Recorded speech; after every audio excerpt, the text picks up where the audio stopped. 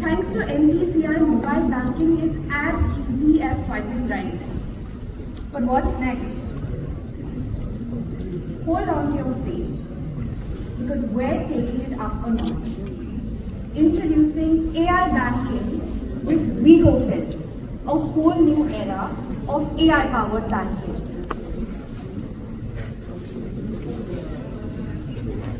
Let's give banking a brain with AI. Thank you, Pooja. So, well, mobile banking made life easier, everyone knows that. But AI banking, that's like upgrading from a bicycle to a rocket. I hope you guys agree to that, right? So with WeGoFin, we want everyone to experience the future of banking, secure, smart, and seriously cool.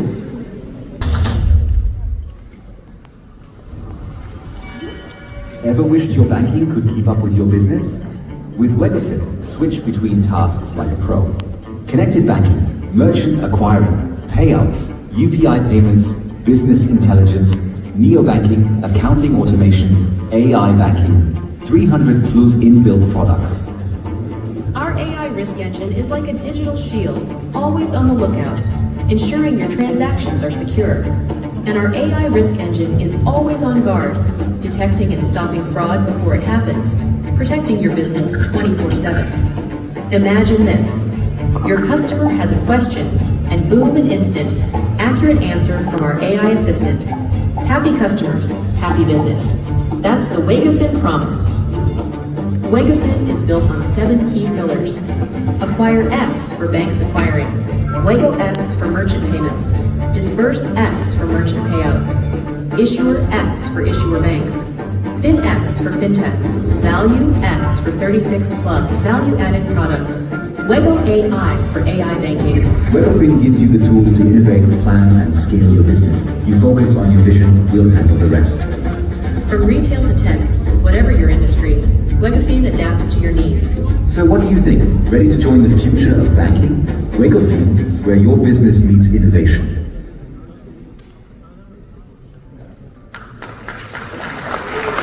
It is very, very cool. I have to agree. It's too cool.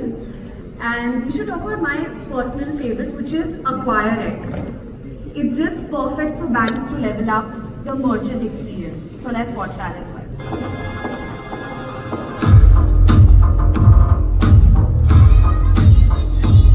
Hi Shraddha, I'm Acquire X. Wow, let's get started. Registration complete. That was quick. Can you help me with my UPI payments and payouts? Only banks powered by Acquire X can offer merchant dashboard, UPI intent, dynamic QR, instant payouts, and API-powered banking products. मतलब मैं अपने business को expand कर सकती हूँ with confidence and skyrocket my revenue. Suspicious activity detected. Suspicious activity detected. Launching the AI risk engine.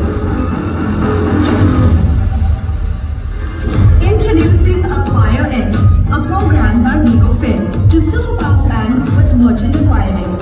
Offer dynamic banking solutions, skyrocket your revenues, or risks handle करो with its AI powers. Be the first AI-powered bank to supercharge your business. WeGoFin, financial freedom awaits.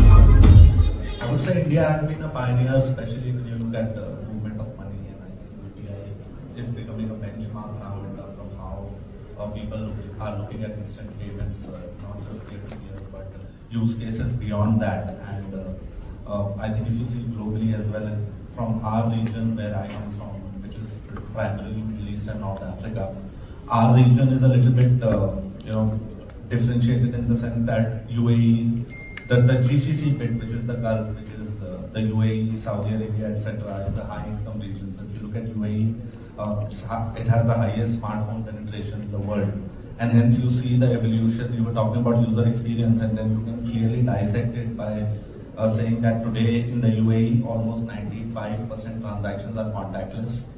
Out of that, almost out of those 95%, almost 65 to 70% are happening through XPays, which is your Google Pay, Samsung Pay, Apple Pay on a tab, right?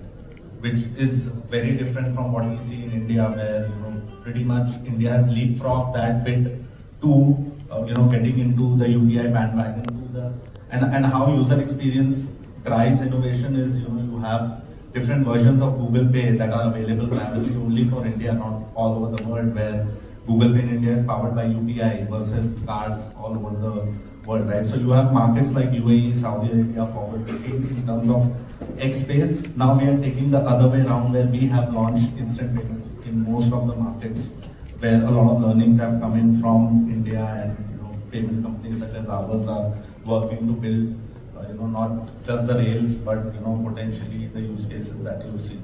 We are also working on a lot of interoperability, because it's a very, very clear market where between India and the Middle East, mostly UAE in particular, there's a lot of tourism that happens, trade that happens. So we have opened up acceptance of UPI QR code across our merchant terminals in the UAE across various wallets. And we, in the same region, we have markets like Egypt, etc., which is pretty much similar to India, where smartphone penetration is lower. So over there you have QR code-based payments, instant payments that are picking up, and a lot of fintechs that I see here, a lot of fintechs, similar fintechs, obviously not of this size, but it's pretty sizable market, which are trying to innovate on the back of the infrastructure on instant payments and non-card-based payments. So I think it's a pretty interesting region, where you have on the one side, as I said, a lot of wealth, a lot of smartphone penetration, and hence you see not just payments but overall financial services. The deployment of those are becoming more and more digital. So I run a payments company which is owned by a bank. For us, almost 97-98% transactions are now done digitally in the UAE, versus Egypt maybe, which is slightly different and getting to the curve. But then they are also leapfrogging cards to the instant payment solutions that we see pretty much in India or probably China. India Post also, I understand. India Post is also sending some messages on India. So frauds are getting very innovative in India, right? At least we are coming across organized cartels, right, are leading up to fraud. Right? Your thoughts on how systems need to evolve and what kind of frauds we are going to deal with in the future?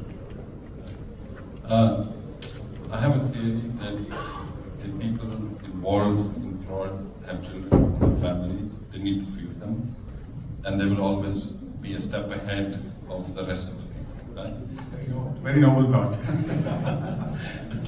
So that's why the evolution of even card products from simple magstripe to chicken payment, etc., and lots of other regulations that need to come to protect, I think, identity, especially in the digital space, are very important. I think identity theft is very underplayed. I think it's really prevalent, and I think we don't really control how your identity is used in the web. We hold on to our physical documents, but we leave a lot of digital footprint across in our daily lives. And this is something that people need to be aware of. I think the financial system needs to evolve to make sure that your digital identity, especially when it is used for transactions, is really protected. Even in UAE, we have the government having multi-factor authentication, integrating various payment channels into something called Pass, so that you could independently validate that it is your digital presence. But I think a lot of education needs to happen as more mass market comes into the digital world, and they grow their identity. Literacy is very important. Countering fraud, I think, because the disjointed nature of payment platforms, those opportunities exist. So between RTGS payment platforms, between card payment rails, between even as simple as cash, the whole arbitrage exists where those opportunities arise for the people with families. Okay, sounds good. Any closing thoughts in terms of what makes you excited about the future of supply chain? Right? Maybe Anurag can start with you.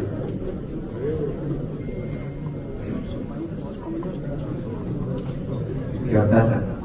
Maybe you just don't want me to speak, yeah. But it's the rise of the platforms. And when I say rise of the platforms, it's both for corporate, which is essentially like big corporates are creating their own platforms to drive value. Number two is open interoperable platforms, because I do feel that in the deep tier, the scale is not there enough. So I think how do you build these interlinkages across the value chains, which can unlock a completely different market in the last tier, I think is the two big things that I'm super excited about. Yeah, I'll go next and then pass it to Maya. I think I'm super excited about the potential that we have ahead of us, because there's a huge market. The problem is well identified. We also have certain data pools which exist. We have certain frameworks which are already there. So what we need to focus on, like I said, I would love to get collective feedback, maybe not as part of today's conversation with so many people in the room, but if we can also hear voice of the industry to see what we should prioritize, and we put that into a white paper and we put it into an action. That's what I would personally like to solve in the next 30, 60, 90 days. And if we are able to break this kind of walled garden of data and create information which is easily available both at the point of time of onboarding a new SME or supplier, as well as the point of time of looking at historical data of finance, trends, and so on. That's something which would become extremely beneficial to not just supply chain finance, but to the overall impact of the GDP and export economy. Today, if I really look at the data at a macro level, you have only about 50% of the top, maybe 10% of the large suppliers who are actually exporting. And that's something which is a very skewed metric. So we would like to empower this middle to bottom part of the small supplier, empower them with ability to get easy access to finance and move up the value chain in terms of scale. Beneficiary is going to be the MSME and the business segment in the country, right? Which is very hard to hear. There are multiple different ways of solving the problem. You guys solve the top, we're solving the problem. You're helping us put the infrastructure together. You're keeping us honest. It's great to host a panel like this. Thank you very much, guys. We have maybe a minute for one last question. Yes, can you please pass it? I think we mentioned about both the size of the market, 250 million, and the lack of competition on the chain. Given the recent announcement about the ULI and the difference in what UPI into payments will do to lending to ULI to supply chain.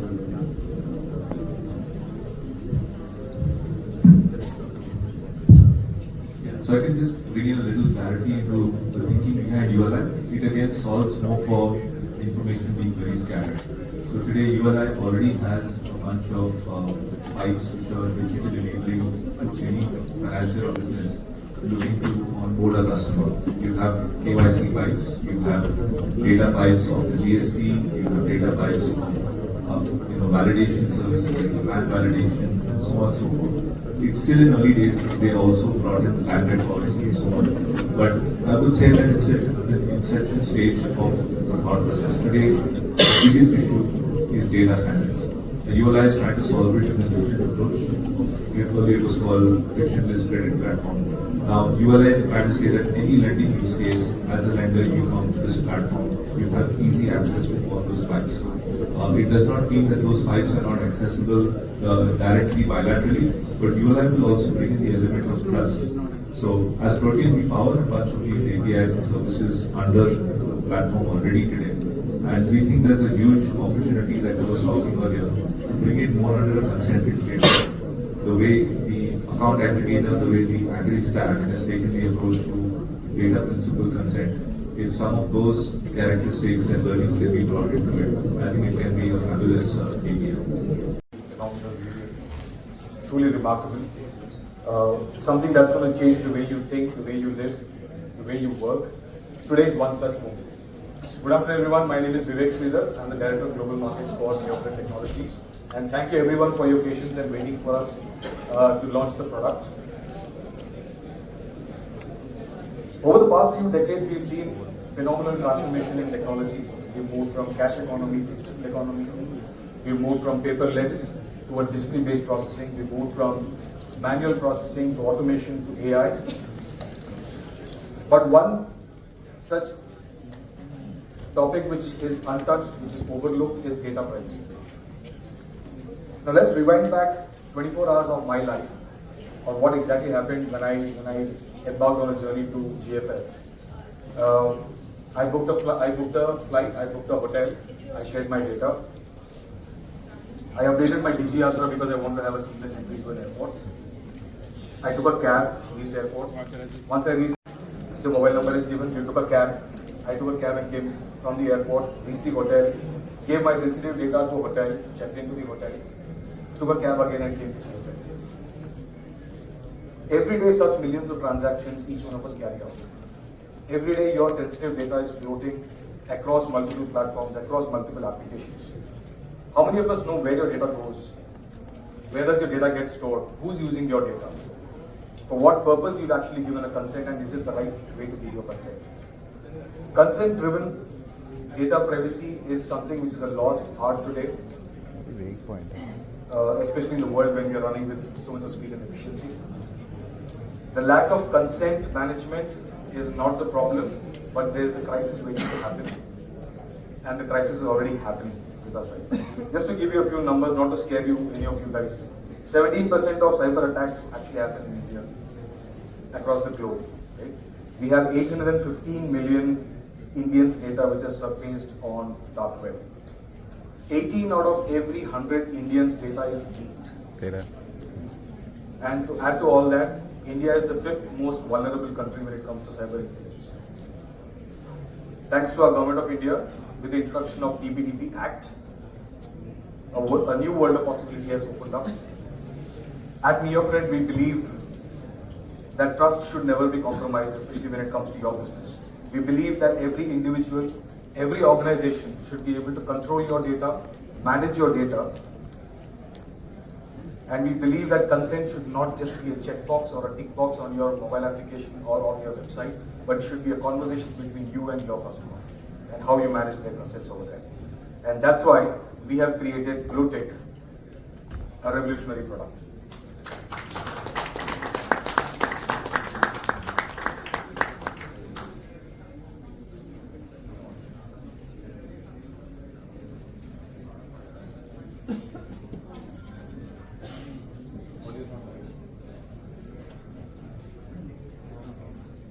So BlueTick is built on a foundation of trust.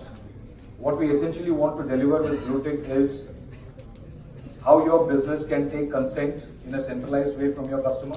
How can you manage the customer's consent on your own platforms, where the customer is able to communicate to you as a brand on what kind of consent they want to give you, how they want to manage your consent, when they want to delete and revoke the consent that they give you. That's very important when it comes to your business aspects, right? Imagine a world where customer knows and has complete control on the consent that he is given. So that's the reason we've launched BlueTick, which has both B2B as well as B2C focus.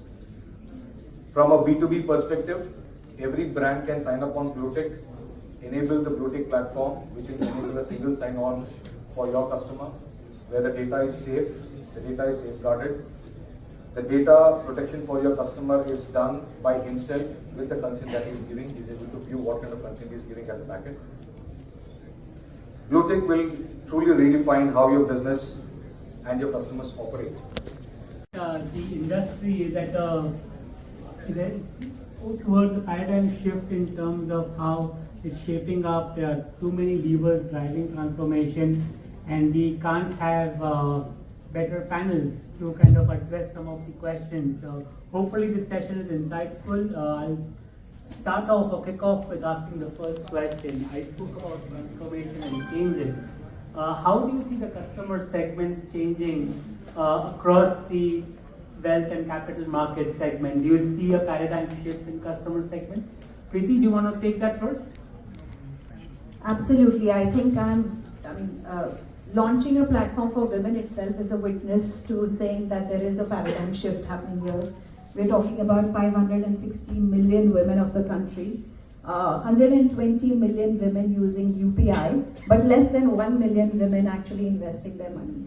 So I think that itself says that, that 120 million women using UPI are already digitally active. So I think it's probably the perfect timing to sensitize them to investing and saving their money. The second piece is, credit to our government for the entire infrastructure that has been created, whether it is, UPI, Jan Dhan, all of these have democratized, enabled digitization, democratization of investment. So I think that just allows for the world to participate.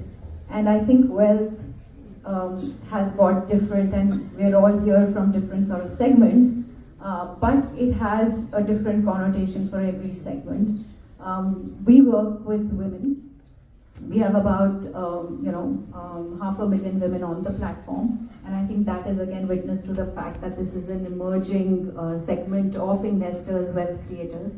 And I think I don't even need to say that women make for great investors. I think just a few stats that over this conversation I'd love to share. But I think India as a country, we're in a great place for every individual to actually start creating wealth. And technology has just made it so much more, that opportunity is just like opened up tremendously. Great, thanks Preeti. Sandeep, would you want to, you've been at the fulcrum of having and addressing multiple segments to an extent that you've kind of redefine the new HNI going into affluence. It would be good to get your views on the changing customer segment as well. Saurabh, I think one thing which is very interesting and probably different from how the world was in India, say 10 years ago, is that there is a clean stratification that's beginning to happen in terms of the client base. For example, Praveen here, his app serves super traders, and who would have thought that 2 years ago there can be a dedicated platform for that? We serve the first generation wealth creator, who in their lifetime have created wealth. So I think some of these segments are becoming very clear and very sharp. And each of these revenue pools and profit pools are becoming meaningful for players like us to go after that particular segment. For example, in the category that we operate in, we expect there to be nearly 1 crore crorepati households in India, totaling to about 5 lakh crore of financial assets that we will be able to target. Within this segment, the orientation or the default has now become financial assets, as opposed to real estate or gold, which it was when I started my career in wealth management. So some of these trends are very big. How we serve each of these segments needs to be uniquely thought of. In our case, there's a combination of human interface with technology. In other segments, it will be purely technology driven. The area for work for most of us is to deliver access. And India is an access-starved market pretty much in every segment. Wealth management or the high net worth wealth management being one of them. Thanks. It's good to get some insights on your segment of customers, which are completely different from what Preeti or Sandeep mentioned. Thanks. I think I just realized I was speaking to Preeti backstage, and she's a part of Anand Rathi group. And if you see the transformation, right, today if you really look step back and see, today's wealth players are yesterday's brokers. Okay, so we have a broker, we have a wealth team, and we also have someone who has lived the entire life cycle. So I think the transformation is not just happening in customer mindsets, okay, but the segments are being upskilled. Okay, so if you look at today's wealth, all large players in wealth, okay, they have been the past brokers. And suddenly this category is individually becoming so big, so that no one thought about building a platform for traders. So we were the only one which is focusing on traders. Okay. Earlier the graduation was stockbrokers becoming a wealth platform. Today we have platforms like Reserve starting from scratch. Okay, so that's evident. Some additional stats just to make sure. Okay, while we are looking at the markets, we also have to appreciate the technology that we have in other line. Okay, so we have National Stock Exchange as the largest derivative exchange in India for the last 5 years, and the volume that they process is more than all of the exchanges combined put together. So technology has scaled, obviously creating access, obviously creating infrastructure, creating networks, okay, which all of us are able to use, and right on top of that. And it is making smaller niche segments more accessible. There is a TAM getting created, okay, which we get a chance to focus on and build upon that, and this is a very vibrant economy. especially because now at this point of time, wealth tech and invest tech is probably the hottest segment that's getting into the picture after payments and lending. Absolutely. No, thanks a lot, Praveen. And while we spoke about the ecosystem, I think Sandeep, it is good to pivot on that. With the ecosystem available, what are some of the strides that you are making on the digital front? Could this kind of throw some light on that? All of you, I think the uniqueness about this panel is that I can ask the same question to all of them with different answers coming in. So it will be good to get these insights from you. Sort of the interesting thing about wealth tech is that most of the tech is below the water, or like in an iceberg, you see only the tip of the iceberg, which is what the client experiences, but a lot of the work that happens behind the scenes, right? So for example, in our case, how we are able to onboard a portfolio management customer without physical signatures or writing signatures was a big area of investment for us. How we are able to migrate existing portfolios to our platform, how we are able to manage tens of thousands of portfolios all at the same time using technology, and which has two elements of what we created called one model, which is how we run the portfolio, but also the execution platform, which are traditionally built on top of human operations teams executing it. So a large part of that experience has been behind the scenes. There are a couple of strong enablers in the ecosystem which are helping this. One is the whole KYC platforms, how they are evolving, but also most importantly, how account aggregator is moving.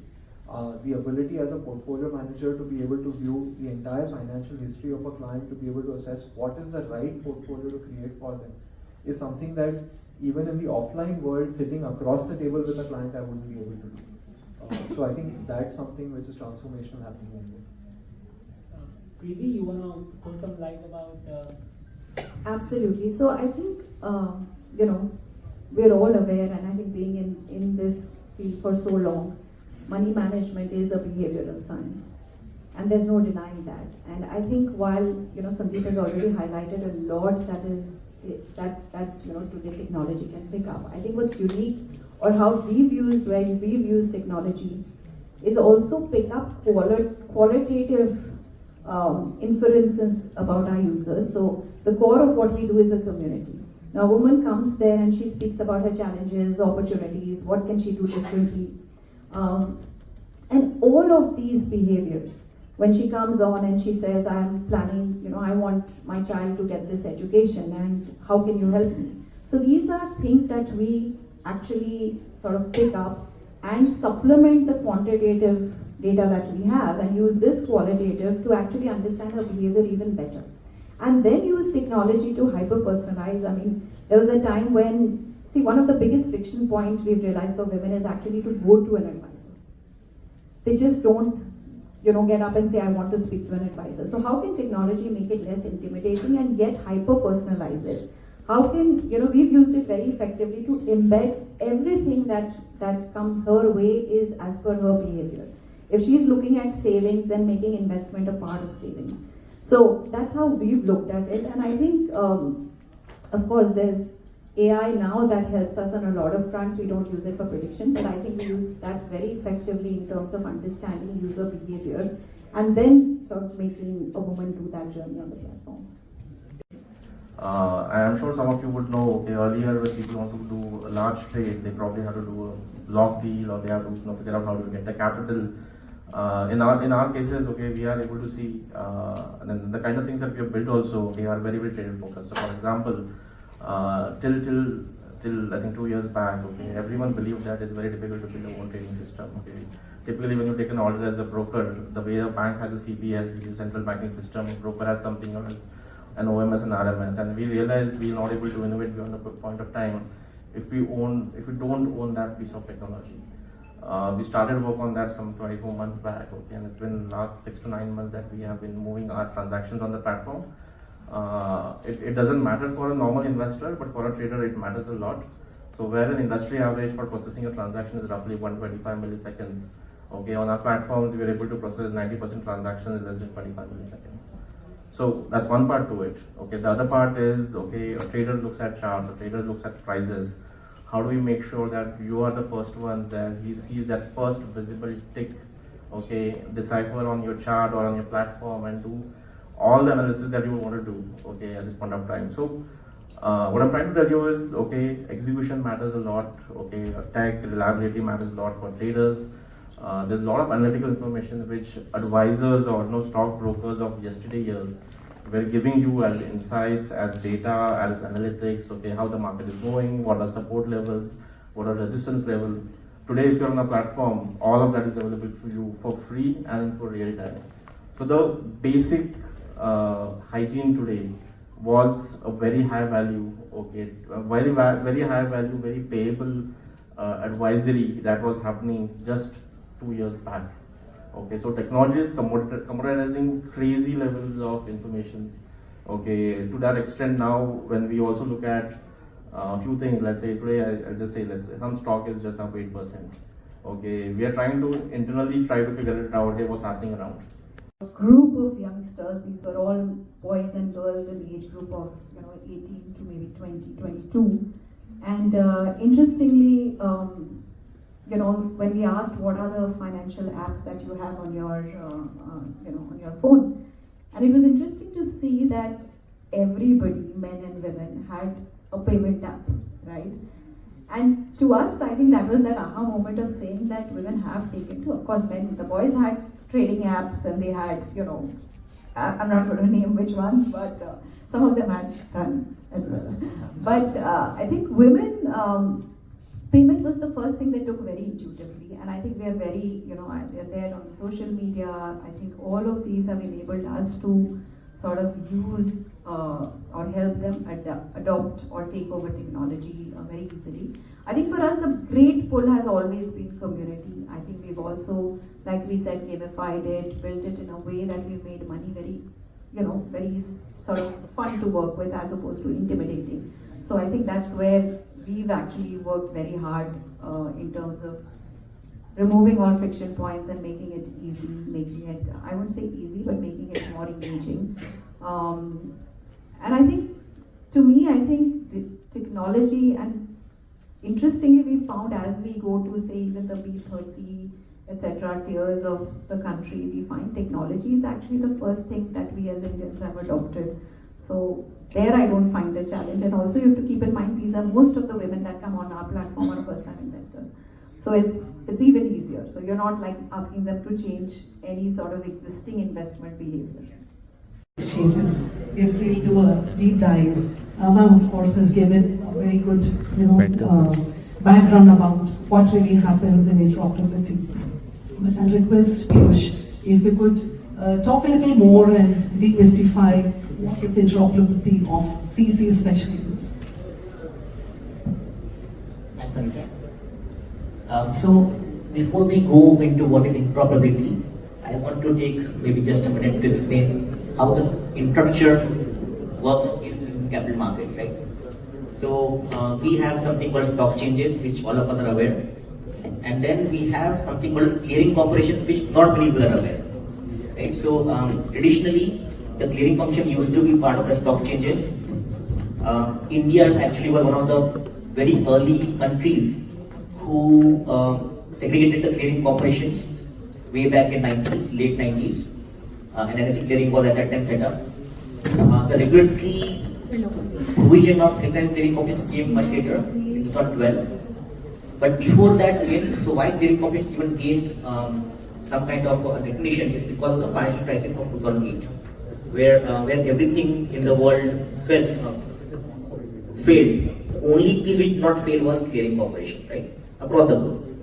So then, because of that, there was a lot of certain understanding of what clearing corporations do and can be do more productive, etc. So then there were a lot of global initiatives to be taken about how clearing corporations function, highest principles, and whatnot. Now, why I'm coming to all of those is because trading is different from clearing. So basically, what we are doing is segregating the risk of execution with the risk of settlement and counterparty risk, right? Now, so when you trade on exchange, you want to become what is called a clearing member, and you want to clear, you want to become what is called clearing member, the clearing corporation. Now, traditionally, it used to be a vertical structure where you had one exchange, one clearing corp, another exchange, one second clearing corp, and that is something which actually exists in the world even today in even the most developed economies, where you have one exchange, one CCP. So the clearing corporations are called central counterparty CCPs globally. One change which happened in Europe, which was in a way the start of interoperability, was in equity cash segment where London Stock Exchange started clearing through two CCPs. One was LCH ClearNet and one was Euro CCP in equity cash segment. So that was in a way the start of interoperability. What they did not do was extend to derivatives. No market did that. When in India we looked at it, we thought that India has already two exchanges, two clearing corporations, two depositories in capital market space. Even in commodities we had multiple exchanges, multiple clearing corporations. So we thought, why not? So while depositories were interoperable right from the late 90s when they were set up, we thought, why not look at clearing corporation topic as well? So what we did was, we tried to ensure that you can trade on any exchange, but you should be able to clear through one single CCP, right?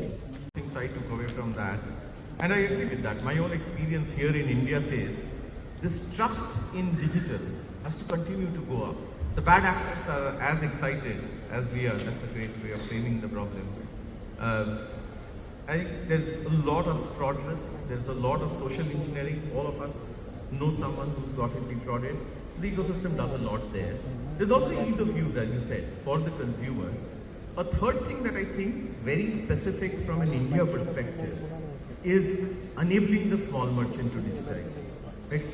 Making more and more, making sure a small merchant, a gig, what we call a consumer, anybody can sell online, and giving them all the tools that a very large merchant has is, I think, one of the things that the fintech ecosystem in India focuses a lot on.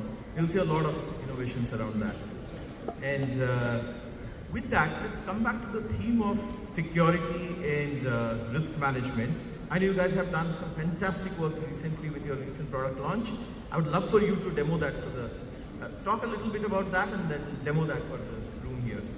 Yeah, we're extremely excited. I'm a product guy, and so I kind of a bit of a geek, and so I want to demo something and show you what we're announcing today, actually, as a world first. Again, I mentioned bad actors, I mentioned fraud. That's not because I'm a gloomy guy, it's because payments is a business of trust. It's not like we're sending pictures of cats to somebody else. We're sending money. It's about livelihoods, and it's about making a living, right? And so it's extremely important that we bring consumers along and do that with peace of mind. Many of consumers that frankly don't really know the nuts and bolts of how it all works. They don't have to know. They don't know, they don't understand how bad actors act, and they should not really need to know.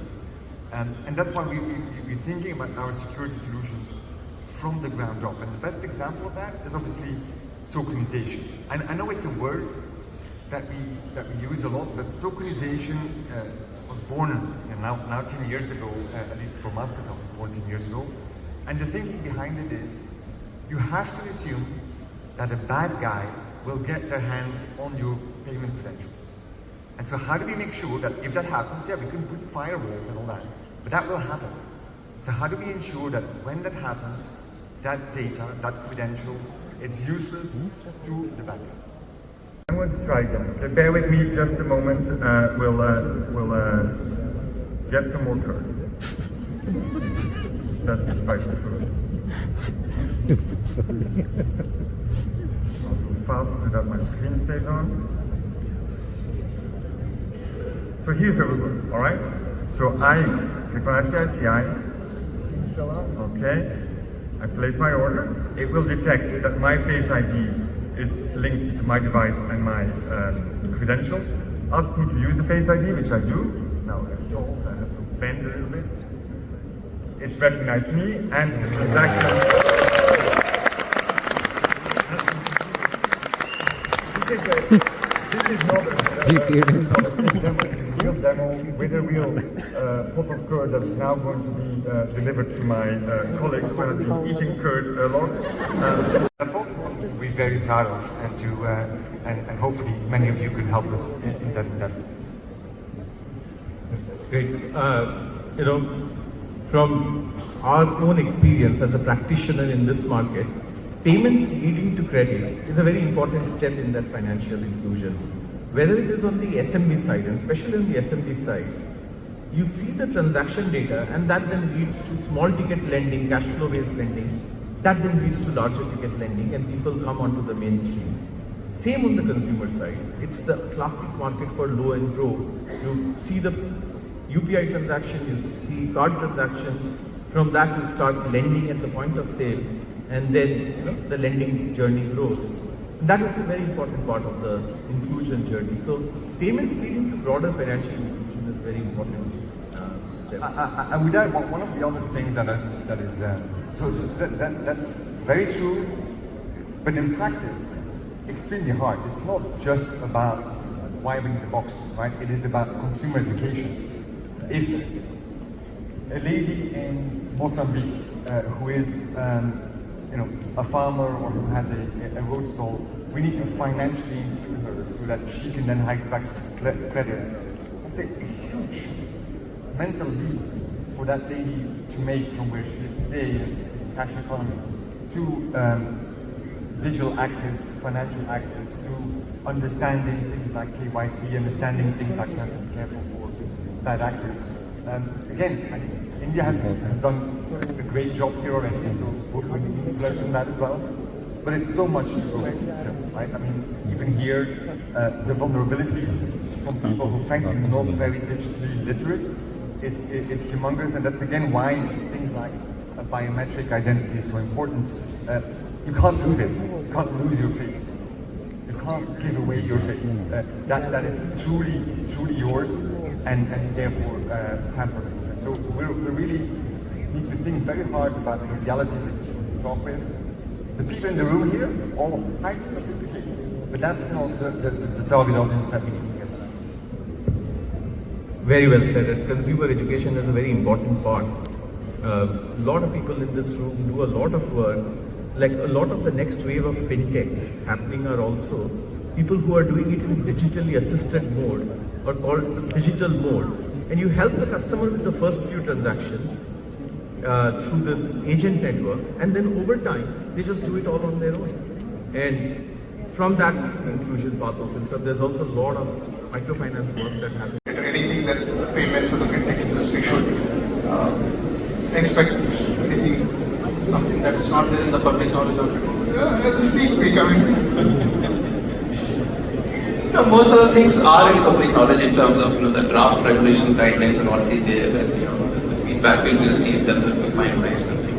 What is not there, but I can add is we are looking at creating an SRO for the payments industry, the regulated players, and we are also looking at, as I indicated, looking at some changes in the law that will kind of make it. Well, I hope that makes it worth your while to have it here. Thank you all for a very wonderful working side.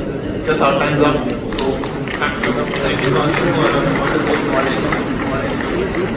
Absolutely, I think Mr. Srinivasu, thank you for joining us and helping us. Platform from the outside, and then at some point of time you said, you know what, I'm going to build this from the ground up. So talk us through the journey.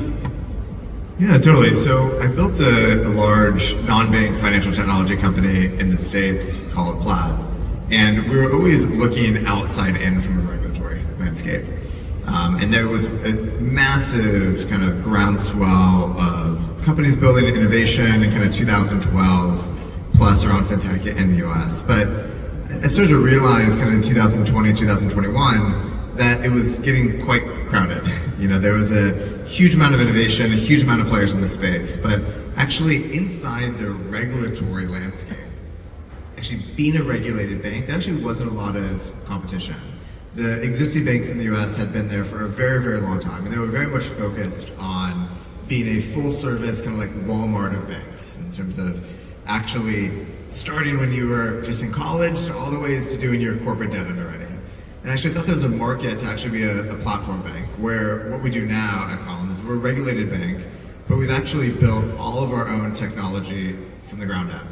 So physically racking our own hardware at the Federal Reserve, to building our own core system, own APIs, everything to actually power non-banks, foreign banks, and anybody that actually wants to operate in payments and deposits and lending in the States.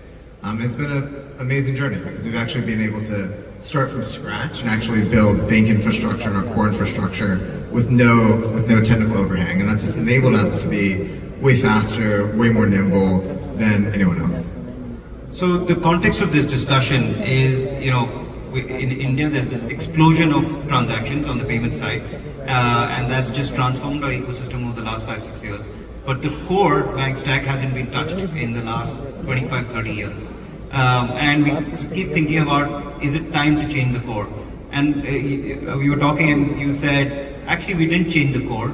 We actually built a new core and we're sort of operating them side by side. So talk through that choice.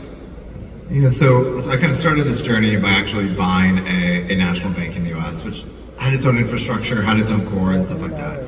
But, one thing we decided to do was actually build from the ground up. And so all new customers, all new business, all new stuff would actually come through a core that we built ourselves. And we actually chose to actually not migrate all the existing stuff over. Because you think about it from a technical perspective, it's actually quite easy to start from scratch. The hardest thing is dealing with a huge amount of technical debt and a huge amount of legacy infrastructure and trying to migrate that over.